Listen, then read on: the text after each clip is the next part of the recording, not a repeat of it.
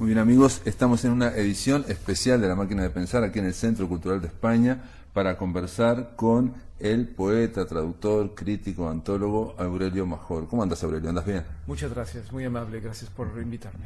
Aurelio me estaba contando que es mexicano-canadiense, pero vive en Barcelona, ¿no? Vive en España, lo cual te lleva a tener una visión bastante múltiple, si se quiere, de lo que sería esto que a lo que le has dedicado la vida, que es la poesía y la literatura. Sí, y también por otras razones. Piénsese que Barcelona es el centro mundial de la industria editorial en lengua española.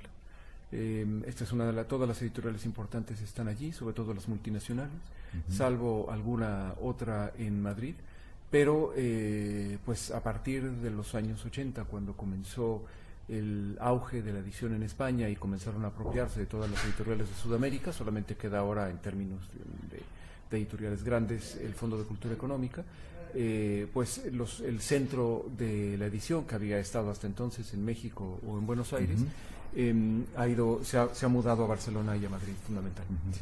El Fondo de Cultura Económica, que es la mayor, digamos, en su momento editorial mexicana, digamos, del Estado de México, y que ahora justo estos días estuve leyendo que iban como a paralizar la filial de Buenos Aires, Argentina, y iba a haber o de hecho ya pasó una carta de escritores e intelectuales, y Horacio González, que iba a ser designado, se ha retirado desde Buenos Aires. Es que el problema con el fondo, para hablar rápidamente sobre este asunto, es piénsese que el fondo ha sido una editorial comparada, digamos, para decirlo, con Oxford University Press, o como fue en su momento quizá Monte Ávila en Venezuela, por citar dos editoriales que educaron, pero sobre todo el Fondo de Cultura Económica, incluida España, en la época en la que España estaba sumida en la dictadura, educó por lo menos a 3 o 4 generaciones.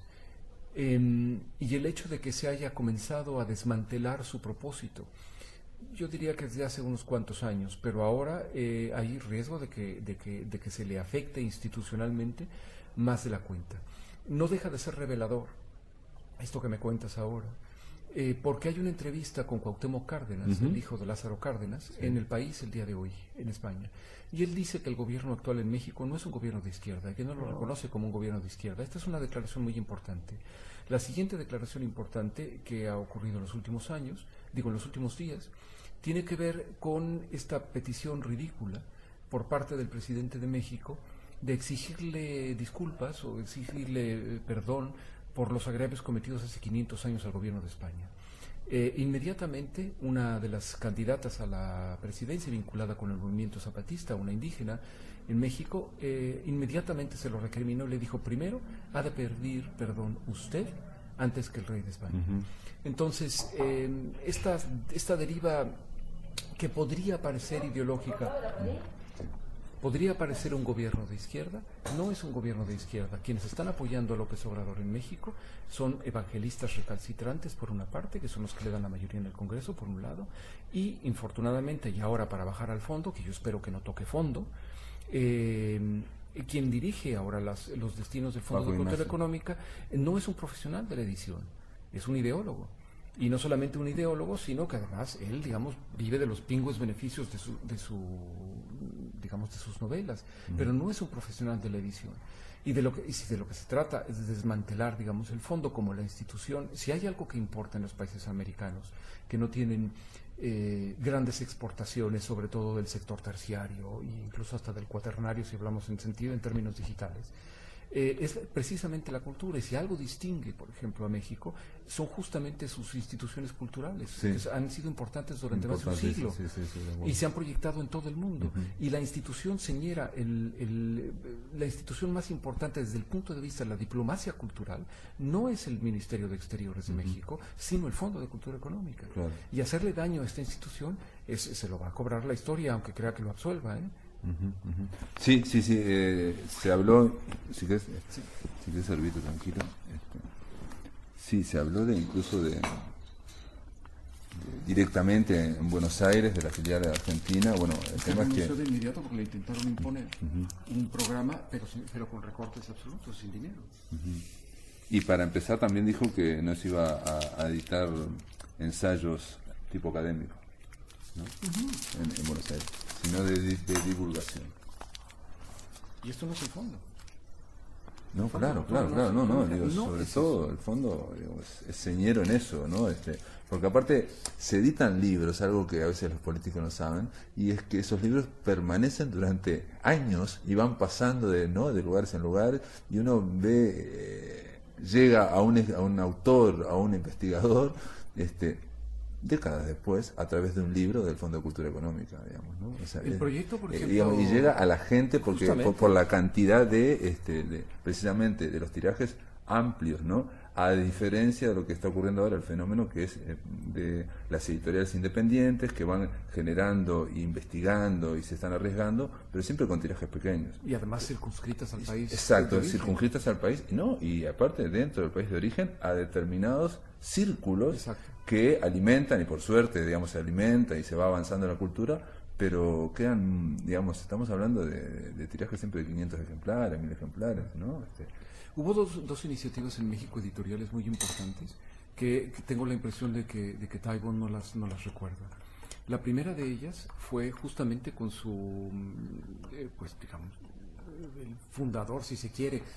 Podemos discutir desde el punto de vista ideológico todo lo que se quiera, pero con José Vasconcelos, cuando fue, digamos, hizo una labor importantísima en los años 20 y 30 para promover la cultura en México, y justamente se hicieron tiradas enormes de libros que todavía se pueden encontrar en los mercadillos, de obras de Plutarco y de Aristóteles y de Platón, a precios reducidos. Exacto, y después hubo otra iniciativa en los años 80, si no me falla la memoria, en México, y que duró hasta los 90 en varias series, que se llamaba Lecturas Mexicanas, que se vendían en los kioscos y eran fomentados justamente por la Secretaría de Cultura, por la Secretaría de Educación Pública, etcétera, a precios muy muy reducidos. Esto ya se hizo, no está inventando nada.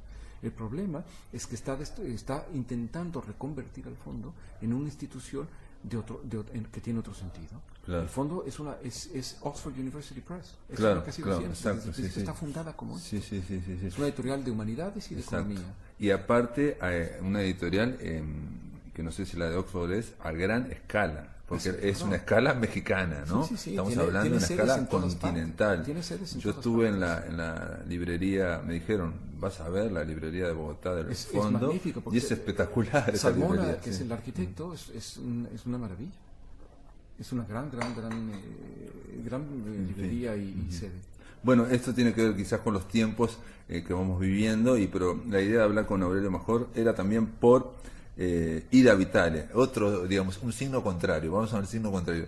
Por un lado, estamos en unos momentos de grandes cambios. Yo le decía ahora, estábamos conversando con Ricardo Ramón, de que estamos como invadidos por un tsunami de nada, porque nos invade la nada constantemente, ¿no? El entretenimiento, la nada, digamos, lo que desaparece, es efímero, desaparece un día para el otro. Tal cual. Estamos como entretenidos de eso, pero al otro día no nos queda absolutamente nada. Y frente a eso, por suerte, como siempre, se levanta, bueno, la poesía, se levanta lo que es la escritura, la literatura, aquella parte del arte que queda. Desde luego. En esta nada que comentas ahora, y antes de entrar al asunto de la poesía de Ida Vitale y de todas las vertientes, porque no solo es la poesía, sino también la prosa, la crítica literaria, no olvidemos que esta nada que nos invade todo el tiempo en estos pequeños cacharros que tenemos, que son los teléfonos móviles y los ordenadores e internet y Netflix y todo lo que uno quiera, no son otra cosa más que un mecanismo de control social. ¿En qué sentido sería? Le estamos dando una cantidad de información a través de nuestros teléfonos al Estado y a las compañías que ya quisieran los organismos de seguridad nacional de diversos países que les regaláramos esa información. Ni la Stasi tuvo esa cantidad de información respecto de los hábitos y de las costumbres de las personas. Pero sobre todo también estamos dando quizás algo más importante, que es nuestro tiempo a todos estos mecanismos que hacen que en la medida que nos embarquemos en la nada tratemos de olvidarnos de nosotros mismos y digamos, por eso se le llama, y atención, que eso en su momento me parece que estaba bien, literatura de evasión, ¿no? De arte de evasión, digamos, que está bien, digamos, una de las funciones del arte también es evadirte un poco de la realidad que nos agobia. Ahora, meter la cabeza en algo que es absolutamente nada y que no queda nada, porque, porque solo es información. Todos lo sabemos nosotros, digamos, todos lo estamos pero no es experimentando. conocimiento. Exacto, es pura información, no es conocimiento y porque falta crítica. Y además, ya desde el punto de vista vamos, digamos, a lo mínimo, desde el punto de vista estrictamente sintáctico y además de riqueza del vocabulario, digamos, la cantidad de palabras que se emplean ahora para comunicarnos a través de estos cacharros, ya no se diga las palabras, sino ahora los emoticones, lo que están haciendo es justamente reducir nuestra capacidad de juicio. Es una suerte de intento, creo que deliberado incluso, por restringir nuestras libertades y nuestras posibilidades intelectuales. Nos hacen más tontos, no más listos. Lo que está claro sí es que en la medida en que una persona maneje 5.000 palabras es diferente a una persona que maneje 500 palabras, porque pensamos con palabras y obviamente en la medida que vayamos empobreciendo el idioma o las palabras que manejamos a nivel mental, eso inexorablemente va simplificando o en parte va simplificando los pensamientos, ¿no? Ida Vitale, por ejemplo, contaba en algunas entrevistas cómo cuando ella comenzó a dar clases, a impartirlas, tenía que tener pues conocimiento en la punta de los dedos de alrededor de unos 300 autores. Ella, desde luego, es fruto, si quieres, fruto de oro, pero fruto de una política educativa que hubo en el Uruguay, que me parece absolutamente maravilloso. Por eso ella habla mucho de la maestra, una maestra de escuela. Justamente, porque me parece además modélico para todo el resto de América, en el que se comparaba no solamente el acervo nacional, sino se comparaba con todo el acervo, no solamente latinoamericano, sino mundial.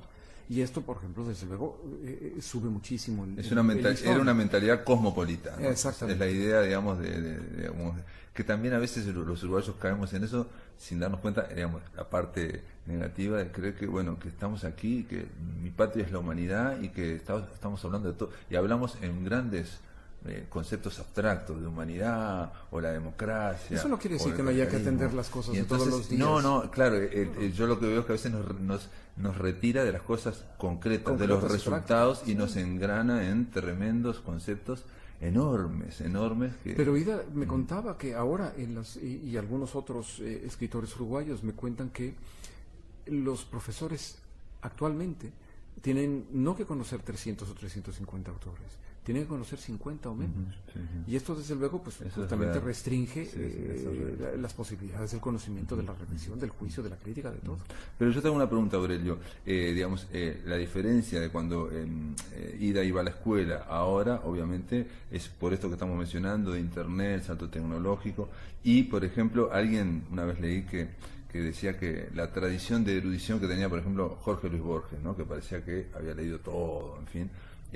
Eso ahora cualquiera puede acceder con Wikipedia o con, digamos, la información está disponible, la tenemos pero eso no quiere decir que la gente sepa leer. La tenemos a un clic. Sí, pero eso no quiere decir que la gente sepa leer y enjuiciarlo. También, por otra parte... Digo por el tema de manejar 300 autores o 50 autores, digamos. Ahora uno puede manejar 1.000 autores. No, 10.000. Lo que ocurre es que si uno verdaderamente quisiera, pero una cosa es que tenga la información disponible, es como ir a una inmensa biblioteca y no leer ningún libro y estar ahí sentado y pensar que las cosas van a ocurrir por sí mismas. Es que se trata justamente de leerlas. Y tengas en cuenta que la operación de lectura, esto está ya más que estudiado, la operación de lectura en una pantalla reflejante, esto lo vio hasta McLuhan.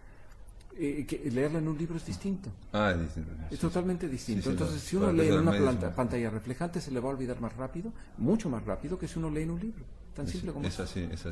La sinestesia es importante. Es importante porque, ¿qué pasa? Cuando uno lee, yo tengo ebook, ¿no? Leo libros electrónicos y se logra algo fascinante que era imposible lograr antes, es recomendar un libro y enviarlo vía mail, ¿no? Eso es increíble. Lo mismo que con las películas, ¿no? Algo que parecía imposible, decir, mira esta película que acaba de salir o que es coreana, jamás la vas a ver si no te la digo yo, y hay esa posibilidad. Lo mismo con el libro.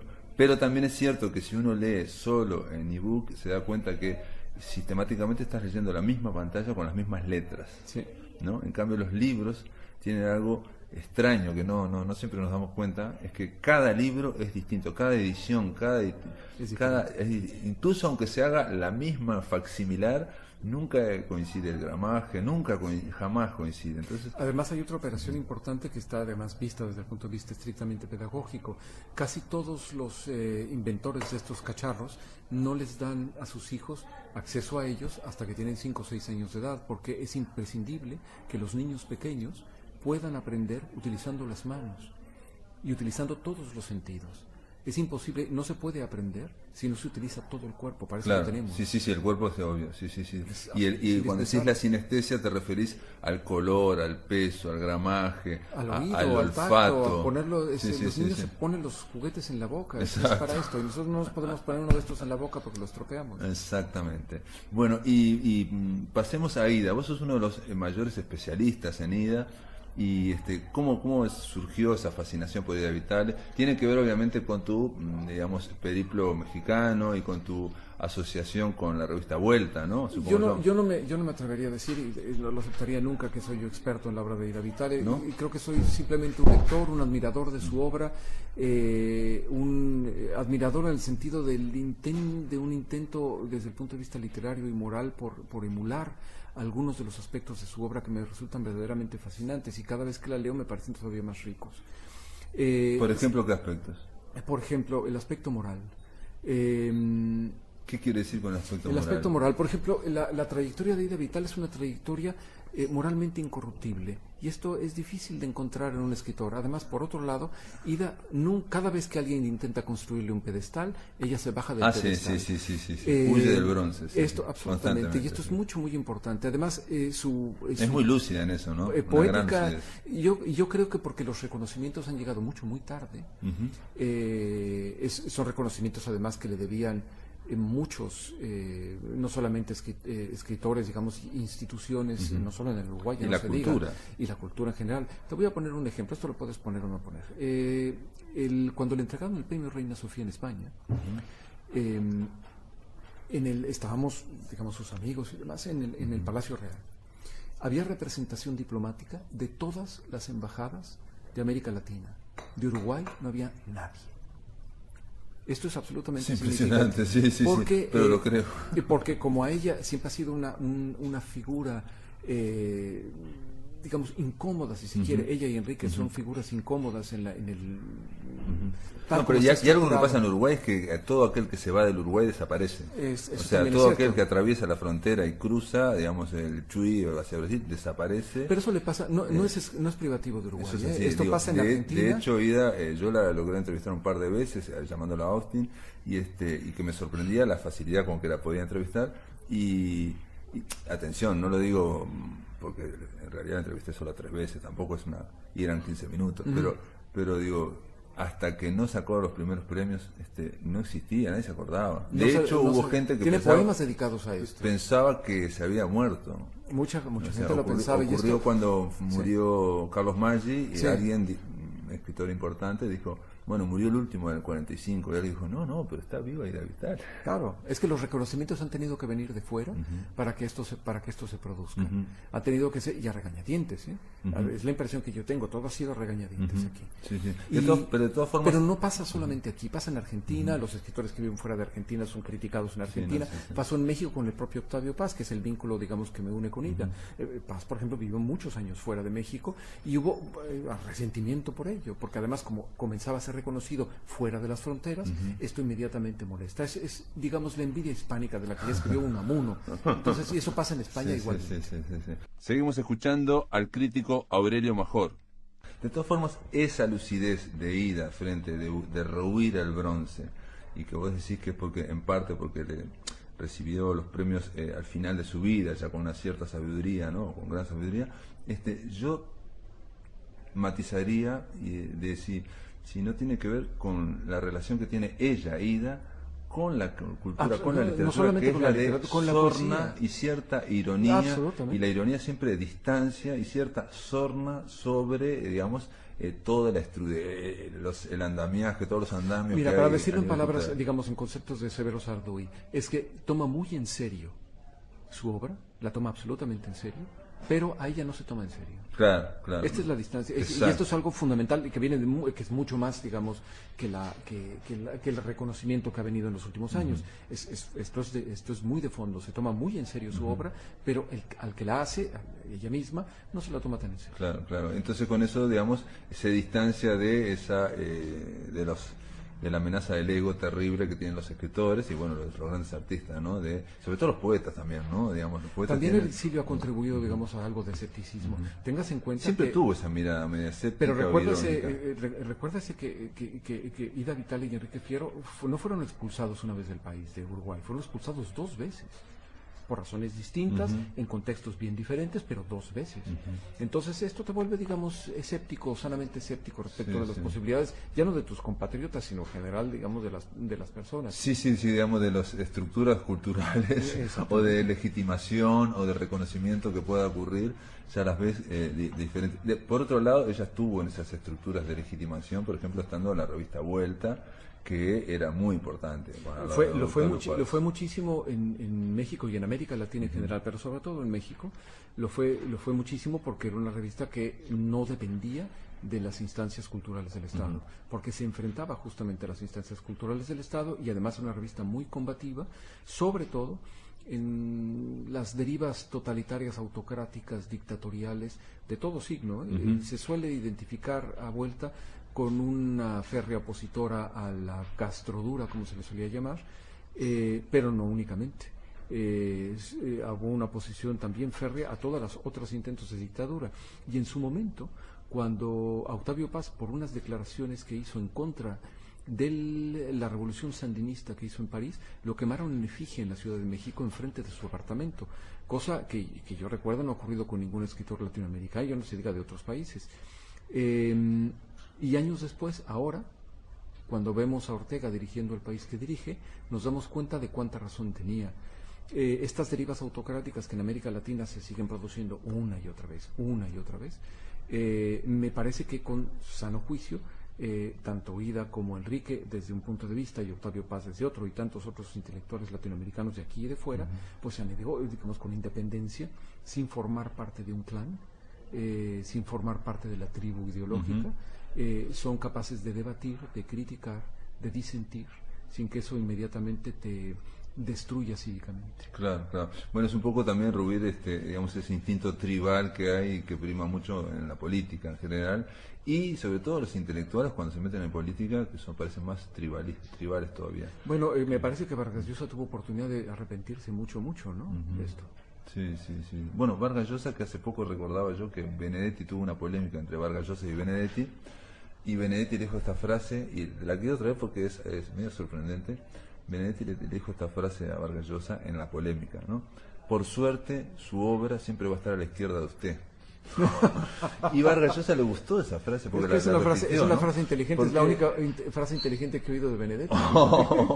Bueno, no, pero esto lo que habla es que una cosa es el autor y otra cosa es la creación, la obra. Cómo la obra se te puede poner a la izquierda o a la derecha de lo que vos saber, pensás. esto lo decía Susan Sontag, con quien también tuve una relación muy próxima.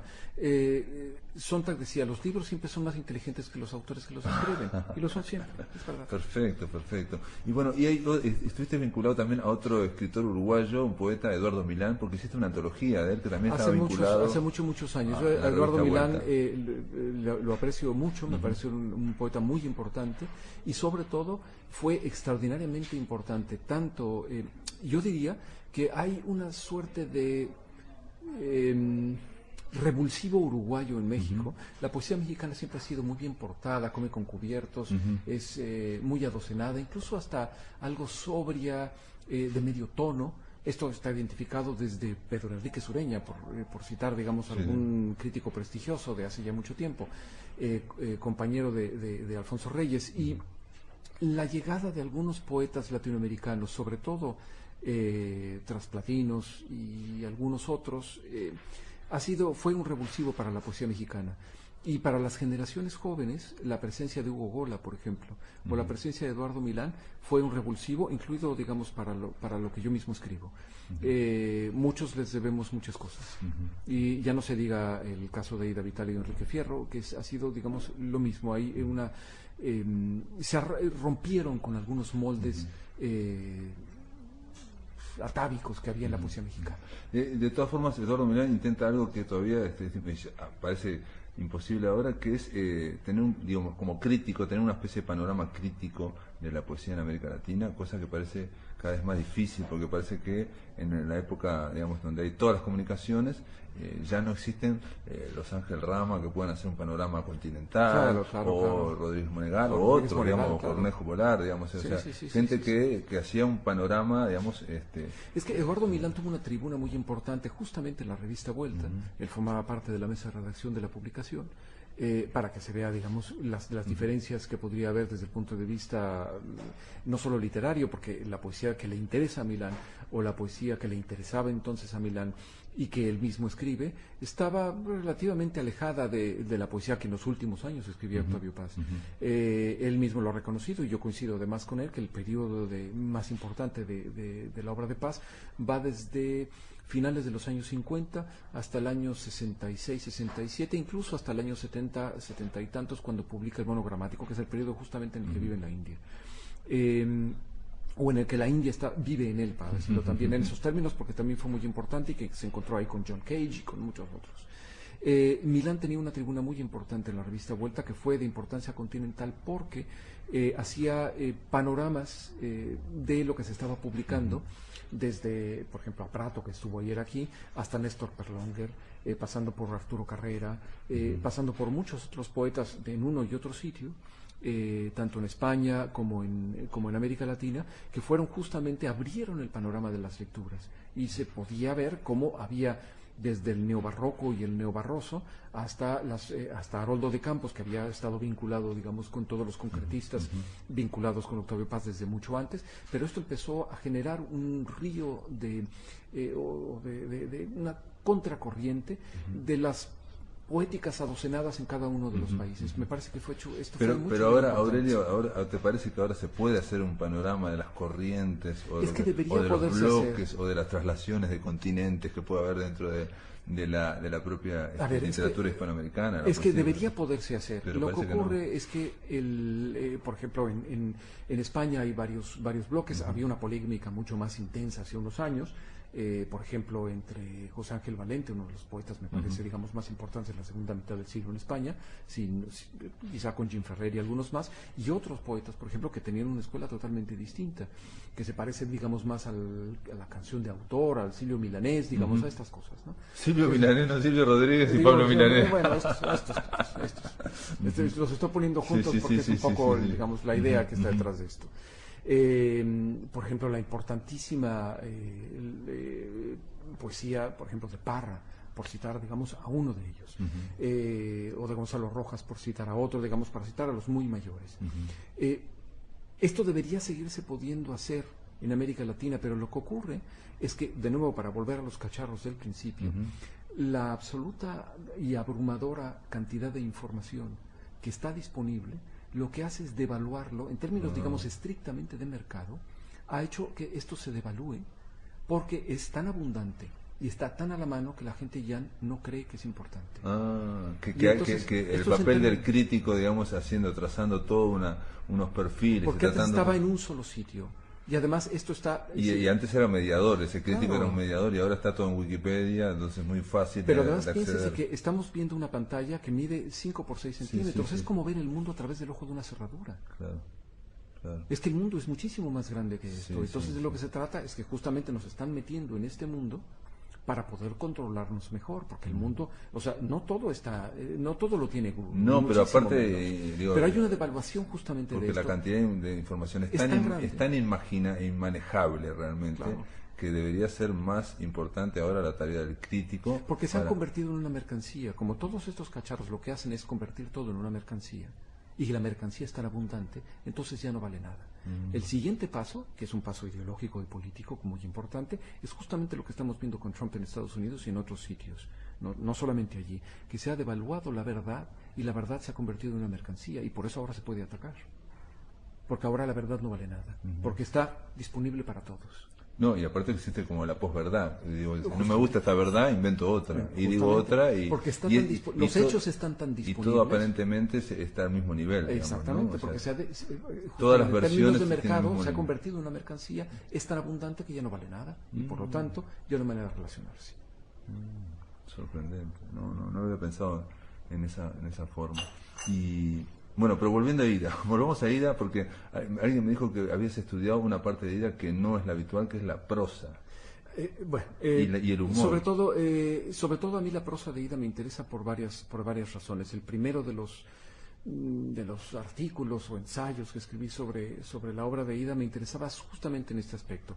Esto también está vinculado personalmente conmigo. Cuando yo me encargaba de la dirección, digamos, de la editorial Vuelta. Vuelta era una revista que tenía un brazo editorial. Claro. Ese brazo editorial yo me ocupé durante algunos años. Entre los libros de Ida que publicamos allí, están dos fundamentalmente, o tres incluso, algunos de ellos expuestos aquí. Dos de ellos son traducciones, de un poeta que a ella le interesa y le importa muchísimo, y le importó mucho a su generación, que es un poeta uruguayo, si se quiere llamar así, que es Jules Supervielle. Supervielle. Esto por un lado, pero por otro lado se publicó allí un libro que venía construyendo desde hacía muchísimos años y que finalmente vio la primera edición en Vuelta, que se llama Léxico de Afinidades, que está aquí también expuesto. Y Léxico de Afinidades es un libro muy peculiar porque está construido como un diccionario. Y justamente con un diccionario, pero que no es justamente no es un diccionario, sino más bien un léxico, un libro de varia invención. Esto no está inventando nada Ida con ello. Pero en el mundo latinoamericano también, ¿no? Hay una cuestión sí, no, desde luego, pero la ironía se da por sentada. Y de parodia de lo que sería un diccionario. En parte sí, pero en parte no, porque la ironía digamos, yo no diría parodia, la obra de Ida no hace parodias, que yo haya visto no hace parodias, es una ironía muy muy suave,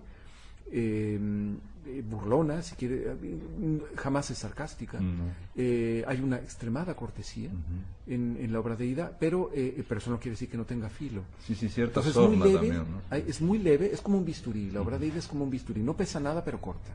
Sí. Entonces, esta prosa de Ida, que en muchas ocasiones le digo a las personas que se acercan a su obra, porque ella escribe con estilemas, si se le quiere llamar así, y tiene una perspectiva de la literatura muy amplia, que se corresponde a su generación. Entonces, pero hay otro aspecto de la obra de Ida. No es que ya no se escriba como ella escribe, sino que incluso yo reto a cualquier escritor, ahora, aquí mismo en Montevideo, que intente escribir como escribe Ida y no lo va a conseguir. Porque si uno comienza a ver cómo están construidos sus párrafos, la red de referencias, la rapidez con la que escribe, una cierta la gracia, la deriva también, parece que está derivando.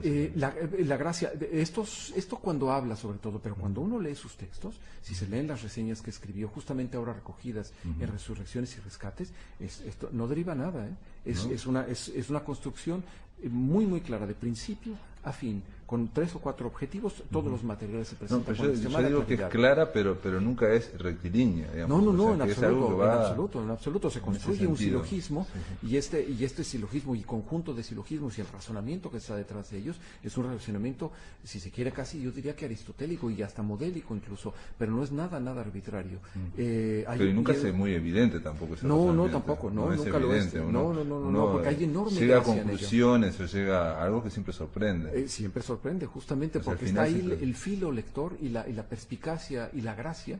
Entonces, si unimos el filo y la perspicacia con la gracia para contar las cosas, esa gracia que detectó Juan Ramón Jiménez, entonces tenemos una prosa magnífica. Esta es la prosa puramente crítica. Pero la prosa que está en el Léxico de Afinidades es la construcción de un libro, de una... Es muy antiguo, se llamaba un prosímetron, que consiste, y hay muchos ejemplos de ello, que van desde Japón hasta la literatura más o menos clásica griega y después en el medievo y demás, es la construcción de un libro misceláneo en el que está la poesía, la prosa, los recuerdos, los comentarios al vuelo. Es lo que llamaba Juan José Arreola, un escritor además claro, directo, que se llama Varia Invención. Varia Invención, sí. Y este libro me parece fundamental y en alguna medida, aunque algo menos, porque hay un proyecto muy concreto, porque era un libro fruto del encargo, en cambio Léxicos de Afinidades es fruto justamente de estas afinidades selectivas, que es de plantas y animales. En De Plantas y Animales también está construido como una suerte de diccionario, pero solo se refiere a ese ámbito concreto, que sobre todo ha venido interesándole más a partir, me parece, que de su primer exilio. Y una pregunta, porque aquí en Uruguay todo el tema de la microficción prácticamente no existe, no sé por qué, y en México está muy desarrollada, ¿no? Ha habido mucho, sí. Hay mucho desarrollo, hay grandes teóricos. Sobre todo a partir de la influencia, yo diría, de Augusto Monterroso, que fue además muy amigo de Arriola. Y de Arriola, sí. Y de Arriola, son los dos padres, ¿no? Monterroso y Arriola. Y sin embargo... Julio Torri también podría ser. Bueno, Julio Torri sería el iniciador de todo, ¿no? Por el siglo XVII con eso. Pero nadie ha pensado en Ida como microficcionista. Es que yo no lo pensaría del todo, porque esa varia invención tiene que ver con esa cuestión a veces breve y de algo que queda... Pero la microficción a veces, no siempre, es un asunto que no he leído, digamos, a todos los que la escriben, he leído algunos de ellos, pero tengo la impresión de que la microficción está construida casi como ello, y lo de Ida es algo más libre. Los materiales, para decirlo en otros términos, los materiales dictan su forma. En cambio, la microficción es una forma en la que hay que encajar los materiales.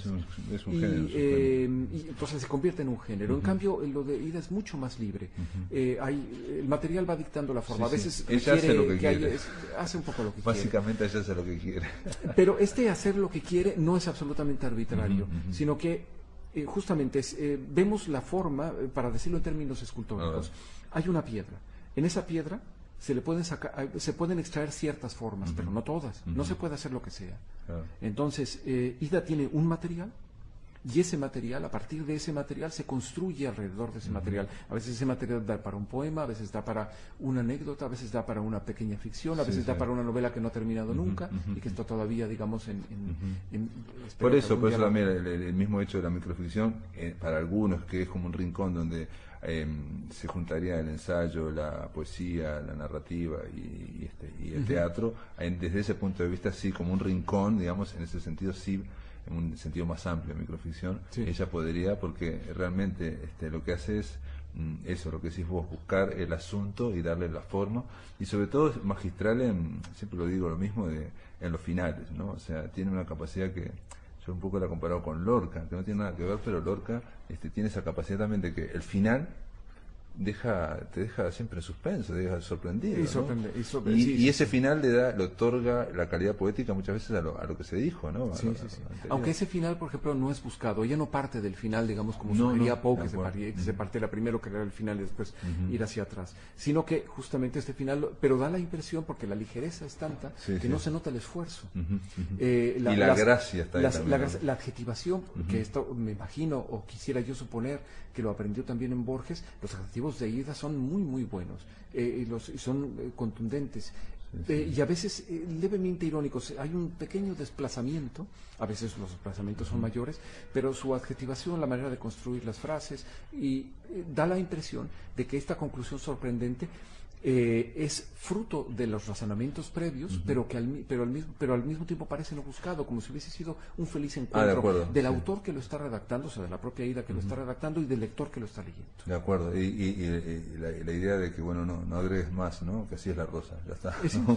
Es esa idea. Continuamos oyendo la charla con el crítico español Aurelio Major. Y en tu poesía, Aurelio, ¿qué vínculo hay de Ida? ¿Por qué ves para tu poesía de afinidad o de algo que te descubra? Porque cuando Aurelio hablas de gracia tiene que ver, digamos, ¿no? O sea, el tema de... Bueno, uno procura no tomarse en serio, que es una de las cosas que... y burlarse un poco de sí mismo, que es lo que intento hacer en buena parte de lo que escribo, o por lo menos tomar en serio lo que uno está haciendo, pero no tomarse en serio uno mismo. Hay una parte de la obra de Ida que me interesa particularmente, quizá en Procura de lo Imposible, el poema final, o la serie de poemas finales, se llama La Voz Cantante, que son poemas en prosa, que es uno de los extremos a los que Ida llega, que no se conduce con el resto de su obra, pero que a mí me parece particularmente importante. ¿Cómo se llama, perdón, dijiste? Es La voz cantante. La voz cantante. Es una serie muy breve en la que el roce del léxico, la construcción, si quieres, incluso hasta culturalista de lo que allí se presenta, me parece muy importante. Y en todo el libro hay intento por poner en cuestión la lengua, por poner en cuestión los usos sintácticos. Este es un libro, me parece muy importante porque es una suerte de parteaguas en su obra. Y en este libro, Procura de lo Imposible, que está publicado por el Fondo, hay lleva al extremo, si se quiere, o a su extremo, porque no es el extremo, pero lleva a su extremo las posibilidades que tiene la lengua, las posibilidades que tiene su propia poética. Después se dirige a otros sitios, y esta exploración del lenguaje, exploración perceptual de la sensibilidad, prosódica, además esto es muy importante destacar. Bueno, prosódica, la decantación de su palabra, y también, en tu poesía, yo que estuve leyendo, hay una cuestión como conceptista, ¿puede ser? Yo diría que podría ser conceptista, o culterana incluso. Culterana, buscar, concentrar y buscar todas las posibilidades de la palabra, lo cual exige mucho al lector también. Es que justamente en esta operación política de la que hablábamos, de estos cacharros y los 500 palabras que la gente aprende, es que el cambio de los nombres es la primera operación que hace el poder privado o público. El cambio de los nombres, el desplazamiento de los sentidos, es lo primero que hace para empezar a cambiar las conciencias y para empezar a dominar las conciencias. Cuando empezamos a llamarle a las cosas por otro nombre, o le cambiamos el sentido a las cosas, por ejemplo, ahora o le sacamos sentido a las cosas, se empobrece el sentido, algo que tenía mucho sentido. O se desplaza, se vacía de sentido. Por ejemplo, una empresa como Facebook, yo no estoy allí, pero he visto exactamente cómo opera. Entonces, una empresa como Facebook tienes amigos, pero los amigos son las personas que te van a visitar al hospital cuando tienes cáncer. Estos 5.000 amigos que tienes en Facebook te van a visitar al hospital cuando tienes Facebook. Entonces, este desplazamiento del vendedor de automóviles, del que te vende, del que está en la calle, intentando venderte, la olla, esto es Facebook. Y este desplazamiento de sentido no solamente es una operación empresarial, sino también una operación política.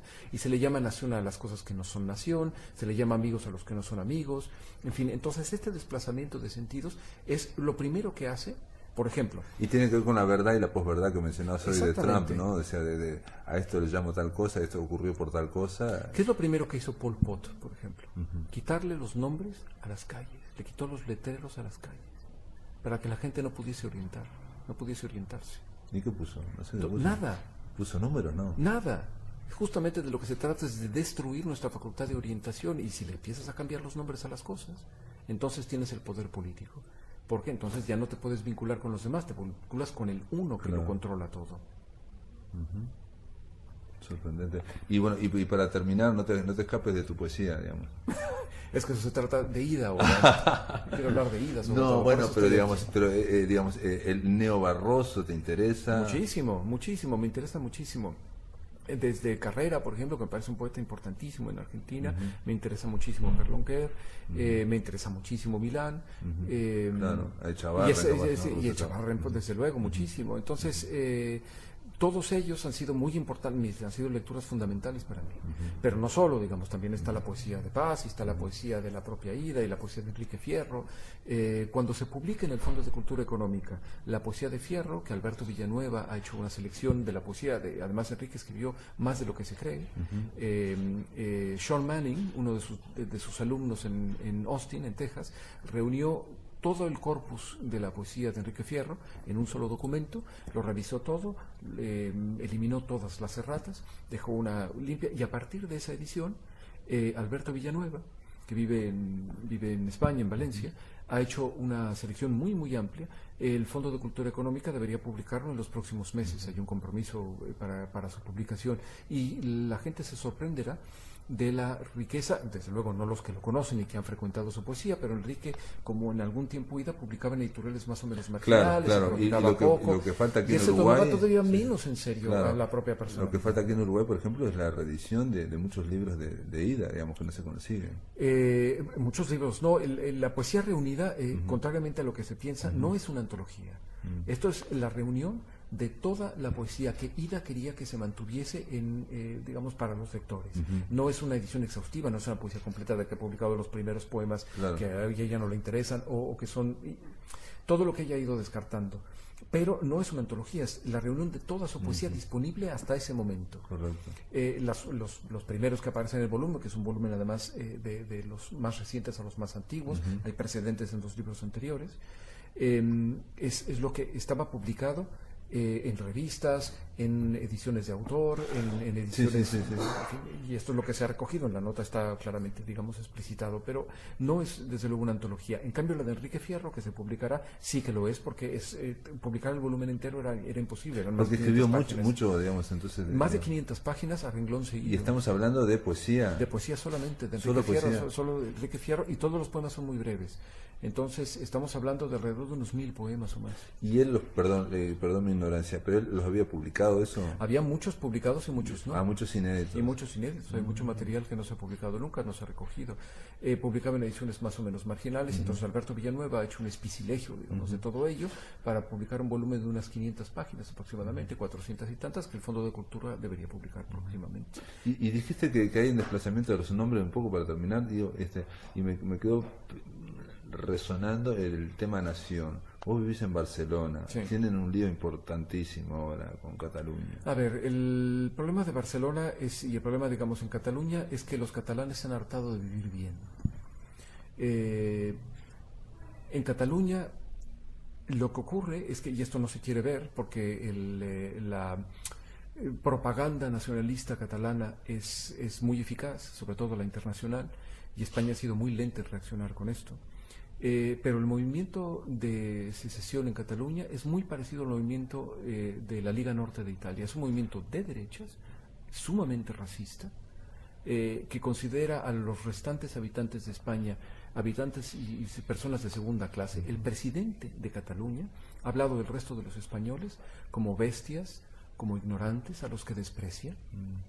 Esto es absolutamente inconcebible en un Estado democrático. Hay mecanismos para cambiar la Constitución en España, y te lo digo ahora como ciudadano español. Hay mecanismos para cambiar la Constitución en España y hay que seguir esos cauces, es muy sencillo hacerlo. Cuesta mucho trabajo, pero perfectamente se puede hacer, y lo que no se puede hacer es saltarse institucionalmente las cosas. Cataluña, y yo soy un catalanista convencido, conozco razonablemente bien la literatura catalana, expresada en catalán, que es tan antigua como la española. Esto merece todos mis respetos. Hay escritores que admiro muchísimo, desde, por ejemplo, desde Foix, por ejemplo, que es un poeta comparable a Pessoa y que no se conoce, hasta Jean Ferrer, por ejemplo, que es un poeta de primerísimo nivel, que tendría que haber recibido el premio Cervantes, esto lo digo yo. Entonces... que es una enciclopedia aparte, aparte de eso. Pero es un poeta de primerísimo nivel. Entonces, estas deformaciones, porque en el fondo lo que se quiere es que Cataluña no tenga que devolver los impuestos al Estado, sino quedarse con los impuestos ellos, en un modelo parecido al del País Vasco. El fondo del asunto es ese, es no tener que dar los impuestos. ¿Para qué? Entonces, es como si, vamos a imaginar, que Montevideo no quisiese, por ejemplo, recabar los impuestos para no tener que dárselos, digamos, a los que están en la frontera con Paraguay. Se basa en eso el Estado, digamos, todo lo que dan dinero se reparte, digamos, no todos dan lo mismo y no todos reciben lo mismo, porque se trata, la asociación, el Estado es así. Y la democracia también, algo que siempre, pero es muy difícil de ver, es que no solo es el gobierno de la mayoría, sino que también hay un respeto por la minoría y también hay unas reglas de juego para cambiar, o sea que hay que respetar. Son las tres cosas que hay que hacer. Hay que respetar, por ejemplo, es inconcebible. Pero a la vez habría que respetar la minoría, digamos, catalana. Justamente ese es otro problema. Por ejemplo, en Canadá, te lo digo además como franco-canadiense, por ejemplo, todos los productos están etiquetados en francés y en inglés en todo el país, aunque en Vancouver no se hable francés. Estas son las dos lenguas nacionales. Es inconcebible, por ejemplo, que en España en los programas educativos, por ejemplo, de Madrid o de Galicia, no se enseñe la literatura catalana. No tiene sentido, porque además es riquísima.